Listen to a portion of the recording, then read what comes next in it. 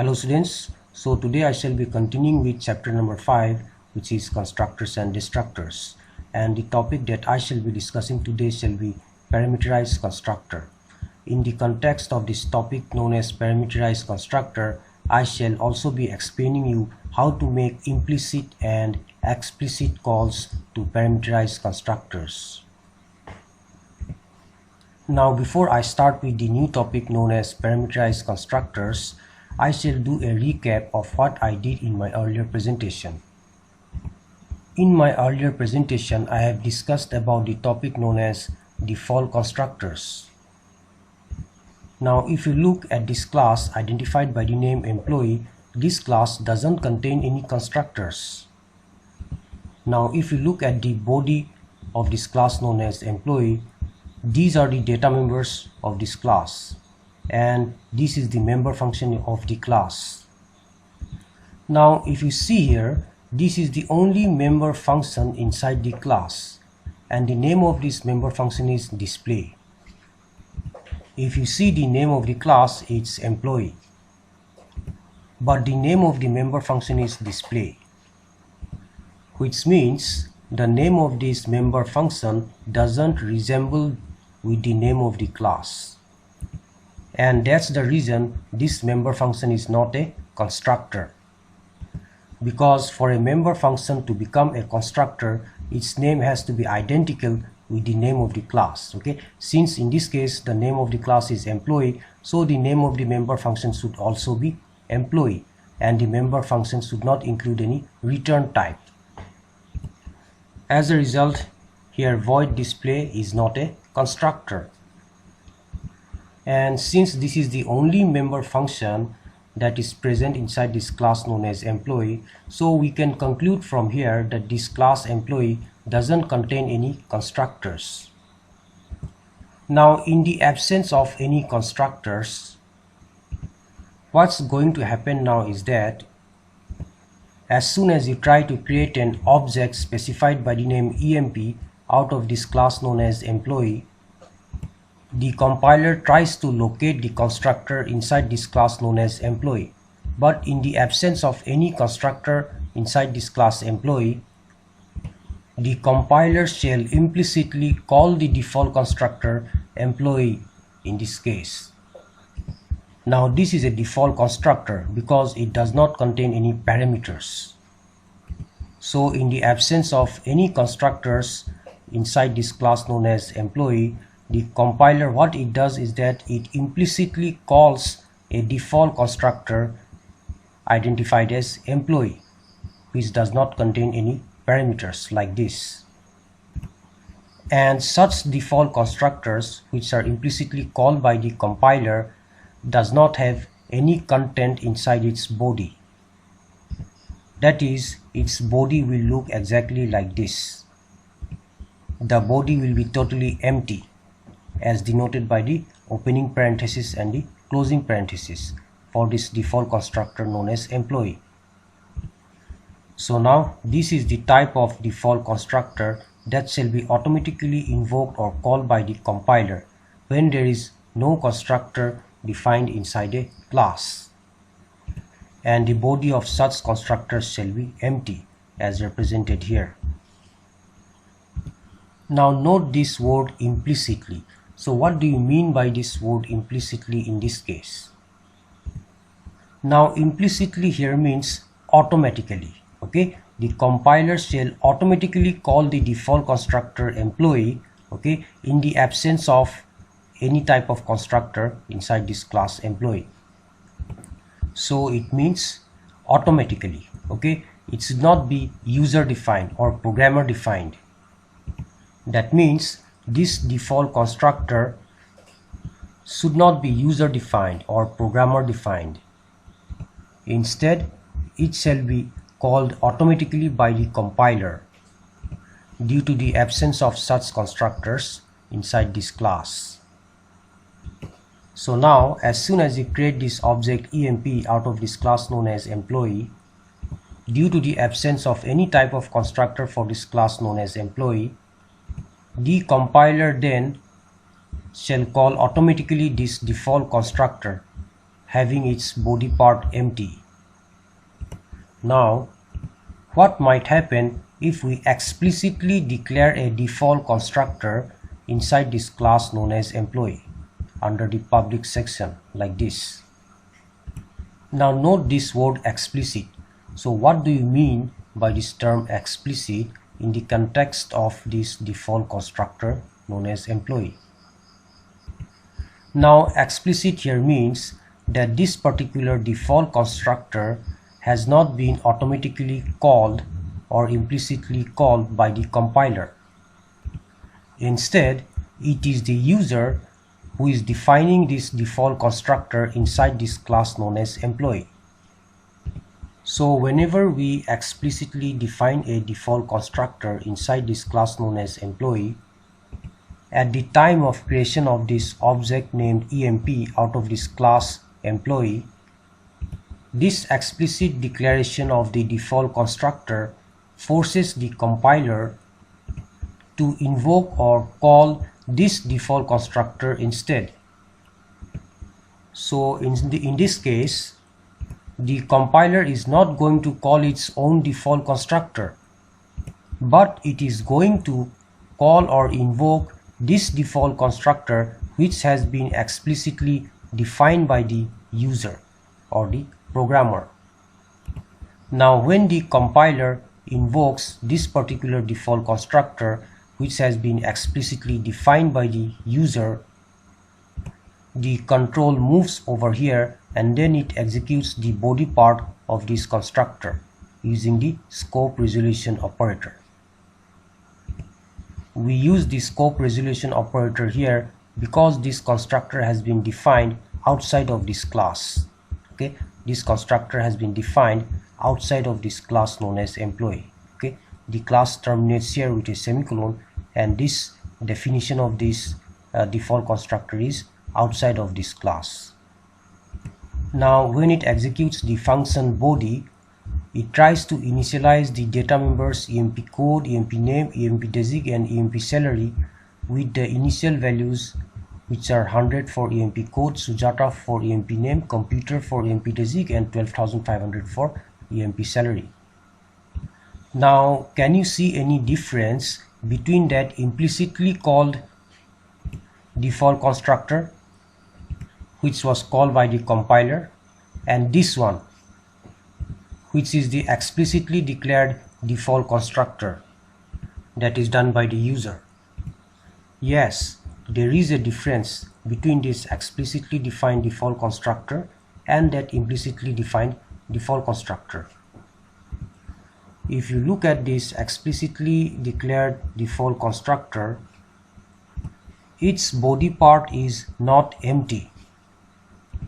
Its body part executes some statements to initialize the data members declared inside the class. Okay, so all these data members, emp code, emp name, desig and salary has been initialized with certain values. But if you look at the case here, when the class named employee doesn't contain any constructors, then the compiler which implicitly or automatically calls the default constructor known as employee, then this particular default constructor, that is employee, which have been implicitly called by the compiler, will have an empty body, and that is represented like this. Okay, so this default constructor has an empty body as represented by the opening and the closing parenthesis. So now keep in mind that when you explicitly define a default constructor inside a class, such default constructors will include the body portion, and the statements inside that body portion can be used to initialize the data members of that class. But when you implicitly define a default constructor like this with the help of a compiler, such type of default constructors shall not contain any body part. Its body will be entirely blank like this. And with this type of default constructors, we cannot initialize the data members of a class. Now, what if we declare the constructor named employee like this? In this case, the constructor named employee has some parameters. Okay, these are the parameters identified as eCode, ename, edesig, and eSalary. So in total, this constructor employee has 4 parameters. The first one is eCode, second one is ename, third one is edesig, and the fourth one is eSalary. Now, when we declare a constructor like this with the help of parameters, then such constructors are known as parameterized constructor, and this is the explicit declaration of a parameterized constructor. Now I shall change the topic from default constructor to parameterized constructor.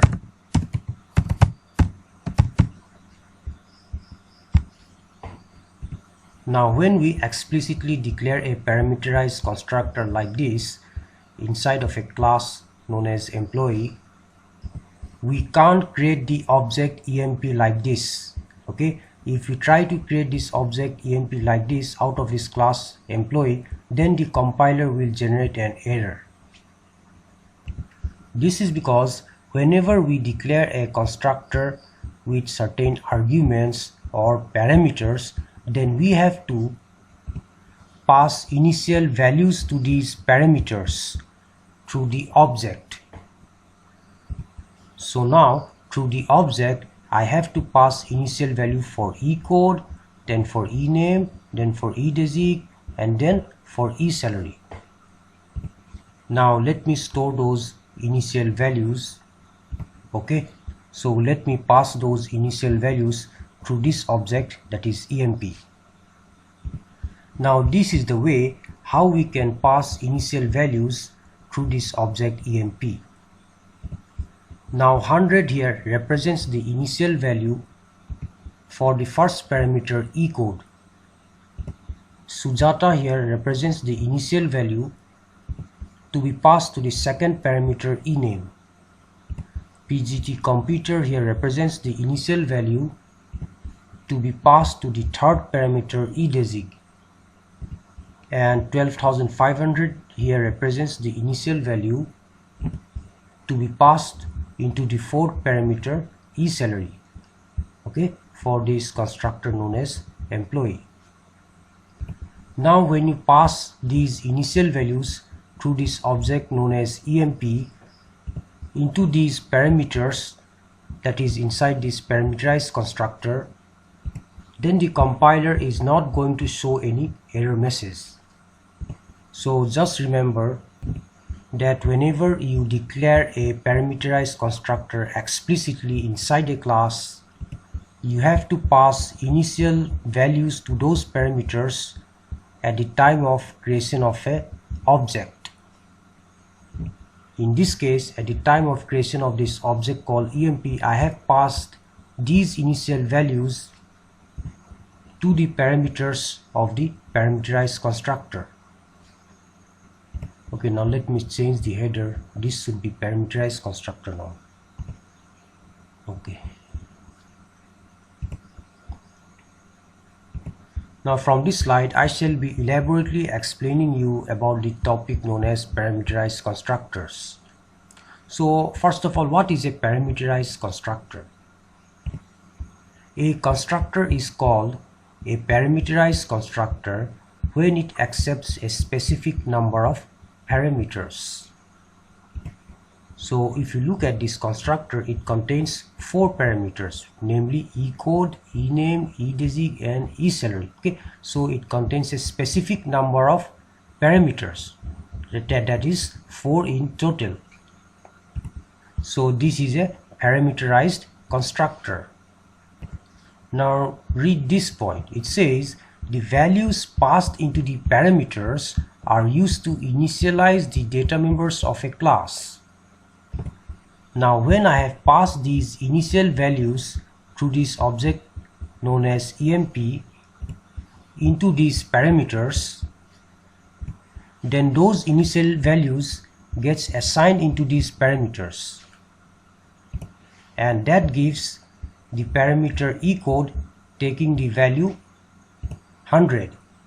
the parameter ename taking the value Sujata, the parameter edesic taking the value PGT computer, the parameter eSalary taking the value 12,500. Now this is just the declaration of the parameterized constructor. Its body part has been defined outside of this class. Okay, the class ends here, and the body part of the parameterized constructor has been defined here. Okay, with the help of the scope resolution operator. Now look at this body part. Okay, if you look at this body part, okay, sorry, I have to modify the last statement, that is EMP salary shall be equal to eSalary.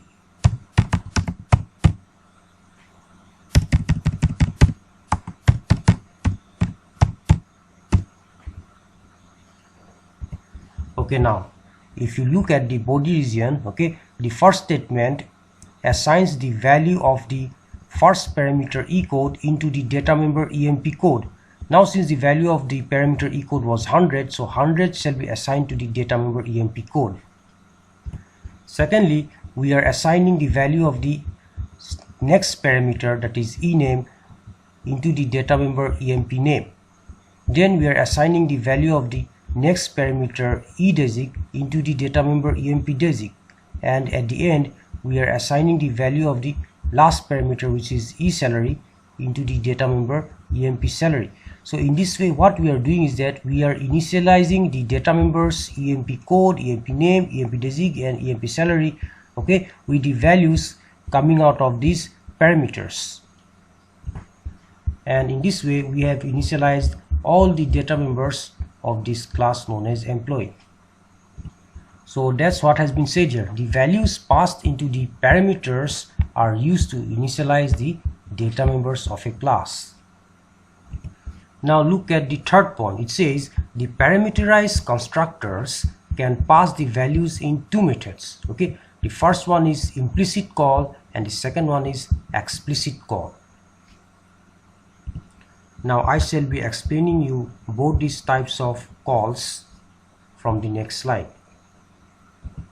So let's start with the implicit call. The first point says the implicit call retrieves the parameterized constructor even if it is not declared in the main function. And to extract the values in the parameterized constructor, you can create an object of any with the initial values. So what does these 2 points say? As per the first point, if we initiate an implicit call to the parameterized constructor from the main function, we need not declare the parameterized constructor in the main function. Instead, we just have to create the object inside the main function and pass some initial values to this object. Now if you look at this sample program for this class identified by the name employee, its parameterized constructor has been declared inside its class, okay, and this is the parameterized constructor. You cannot find this parameterized constructor which has been declared inside this class employee inside this main function. What you find inside this main function is only the object identified by the name EMP that has been created out of this class named employee. And once this object EMP has been created, initial values such as 100, Sujata, computer and 12,500 has been passed, so that it is retrieved in the parameters eCode, ename, edesic and eSalary of this parameterized constructor. So that's what has been said here. The implicit call retrieves the parameterized constructor whenever you create an object and pass some initial values through this object. But in that case, the parameterized constructor need not be declared in the main function. So if you look over here, this parameterized constructor has only been declared inside this class known as employee. This has not been declared inside the body of this main function. So such type of calls through which you invoke the parameterized constructor by passing some initial values through an object created out of the class in the main function are known as the implicit call to the parameterized constructor. So in this case, as soon as we have created this object specified by the name emp out of this class name employee, and then when we have passed some initial values such as 100, Sujata, computer and 12,500 into these parameters ecode, ename, edesig and esalary for this parameterized constructor known as employee, then such type of calls to this parameterized constructor through an object creation in the main function is referred to as the implicit call to the parameterized constructor. So this example shows an implicit call to the parameterized constructor when the values such as 100, Sujata and these are passed through this object known as emp into the parameterized constructor.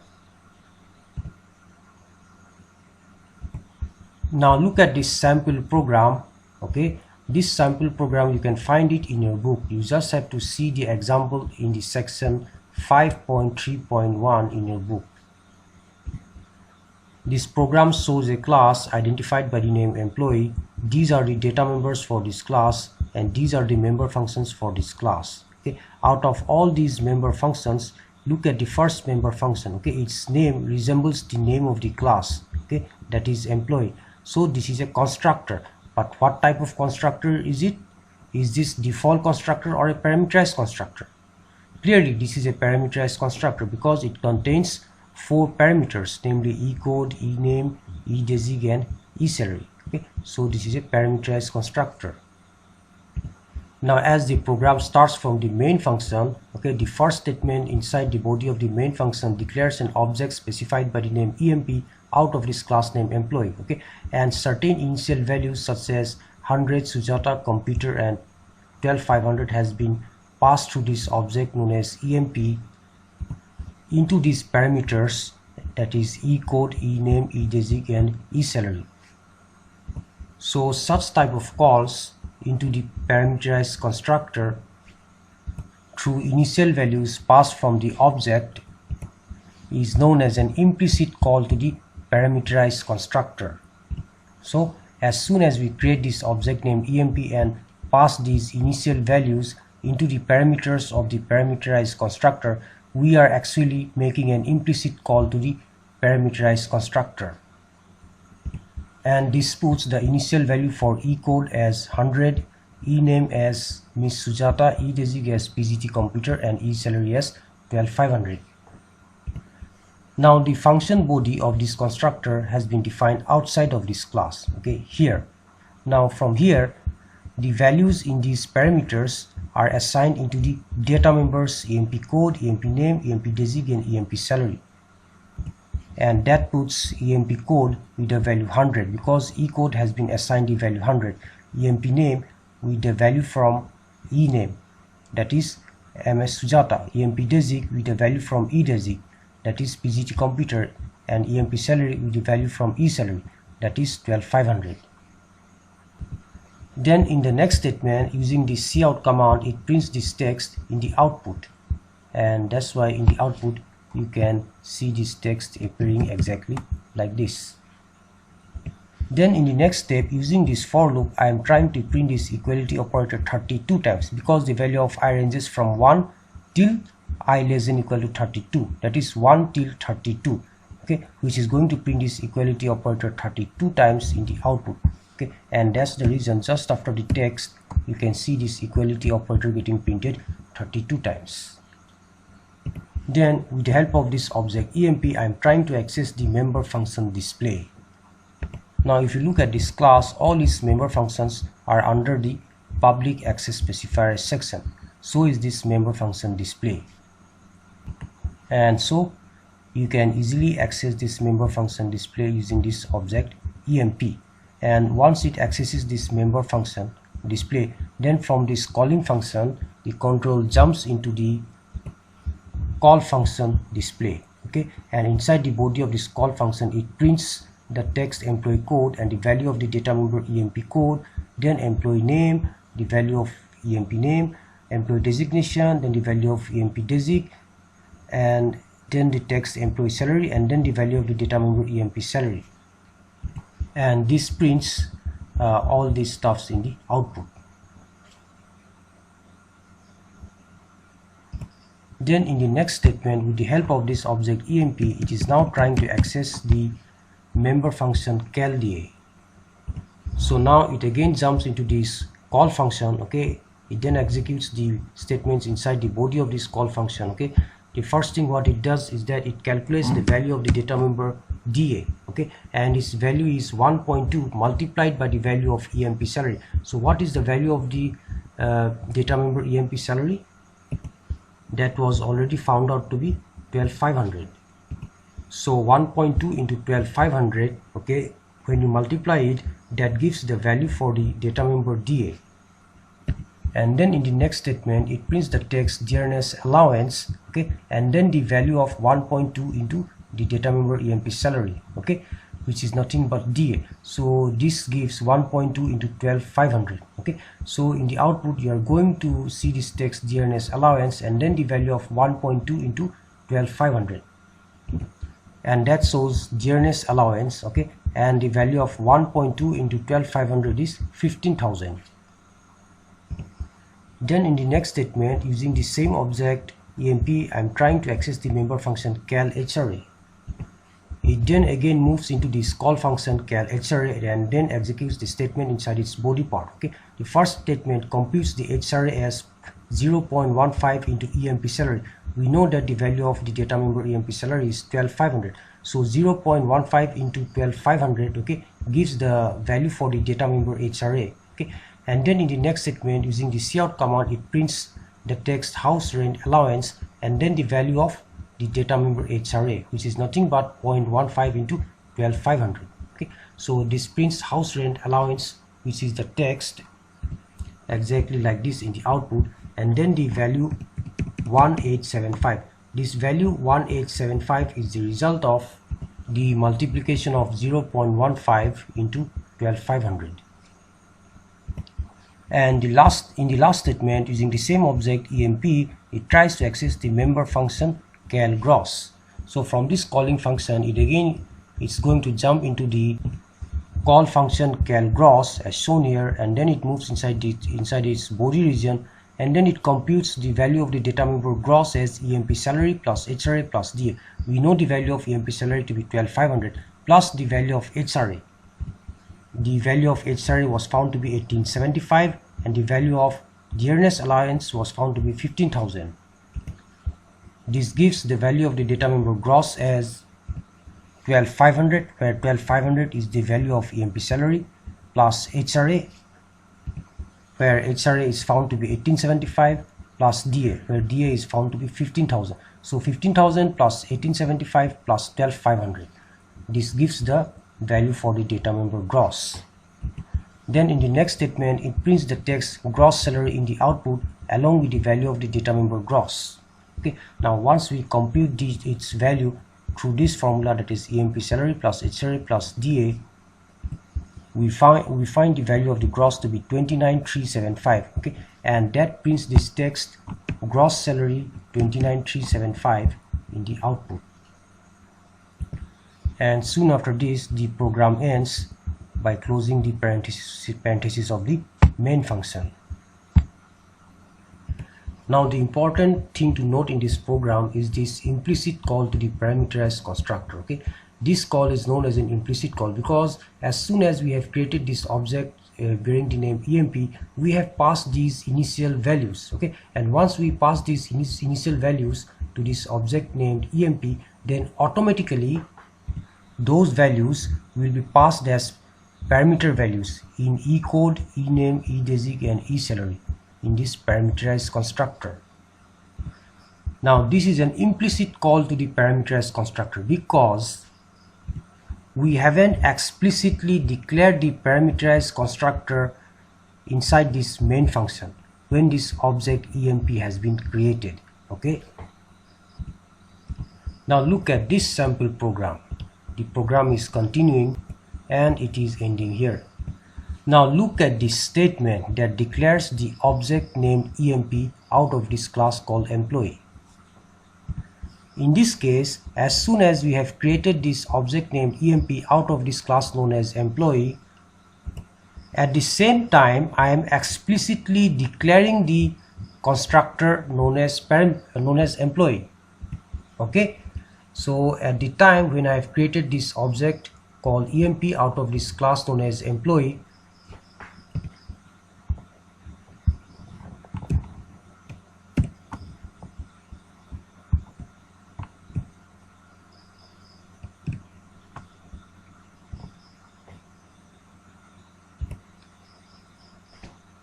sorry, there was a disturbance, I need to repeat it again. Okay, now if you look at this statement inside the main function, as soon as I have created this object bearing the name EMP out of this class named employee, at the same time I have also declared the constructor named employee inside this main function, and then I have passed certain initial values as parameters into this constructor named employee. So this part creates the object named EMP, and at the same time this part creates the constructor named employee and then passes these initial values into the constructor.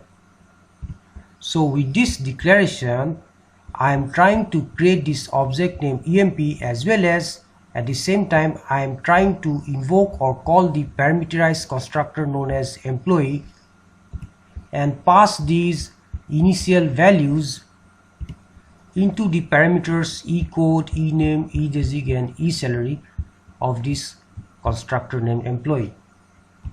So such type of declaration where we create the object and at the same time explicitly declare the constructor in the main function and pass the initial values as parameters into the parameterized constructor, then we call such type of methods to invoke or call the parameterized constructor from the main function as an explicit call to the parameterized constructor.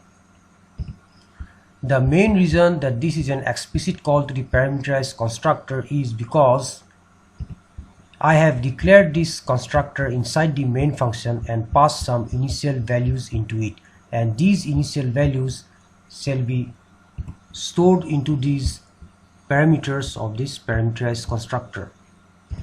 Now if you look at the logic of this program, the logic of this program is exactly the same. Okay, the logic of this program is exactly the same. It's going to show you the same output. The only thing that I have modified is the first statement inside the main function. Okay, instead of creating the object and calling the parameterized constructor implicitly, okay, I have declared the constructor also inside this main function and passed some initial values, and this sends an explicit call to the parameterized constructor in the class. So whether you use an implicit call to the parameterized constructor by creating an object like this, or if you use an explicit call to the parameterized constructor by creating an object as well as declaring the constructor inside this main function by passing initial values, you are going to get the same output from the program, because the logic in this program is exactly the same. Okay, only the call to the parameterized constructor that has been made in both these cases were different. So from there we can conclude that the implicit call and the explicit calls are only the two ways through which you can pass values into the parameters of the parameterized constructors.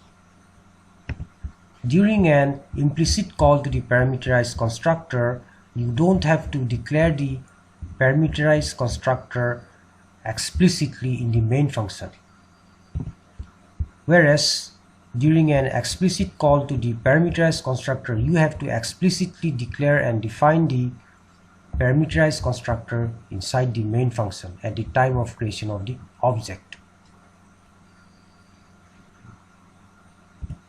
Now with this I end my presentation here.